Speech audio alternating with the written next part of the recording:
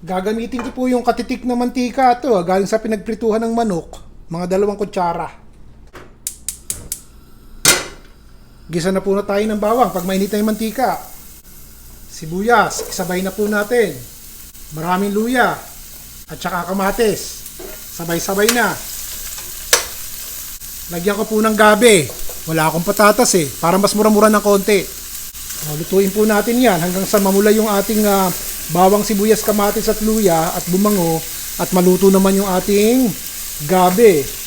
Mas mura po yata ang gabi sa atin kaysa sa patatas. Ano po ba? Magkano ba kilo ng gabi kaysa sa kilo ng patatas? Pakisagot nga at nang malaman ko para sa susunod na ako'y magluluto maging sensitibo ako sa mga rekadong ilalagay natin. Baka nga gabi na lang ilagay ko pag nag-apritada ako Ano sa tingin nyo? Pwede naman di ba?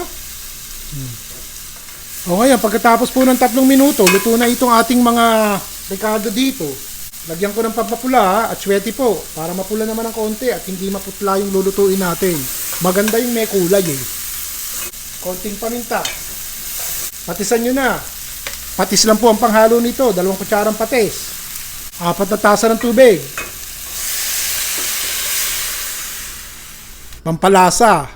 Chicken cube po. Isa lang. Kung ayaw nyo okay lang. Takpan po natin at hayaan natin kumulo at maluto lalo yung gabi. O yan po, kumukulo na.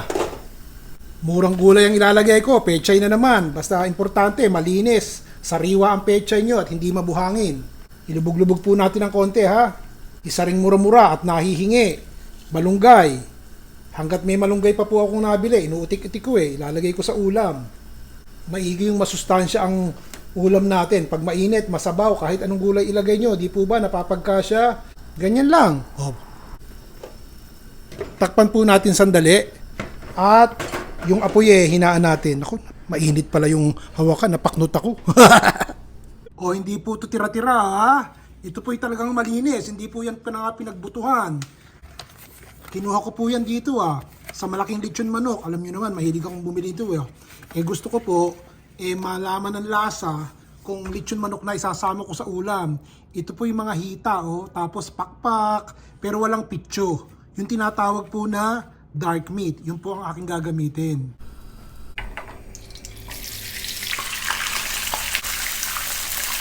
Pinapula ko lang po ng konti at galing sa refrigerator malamig.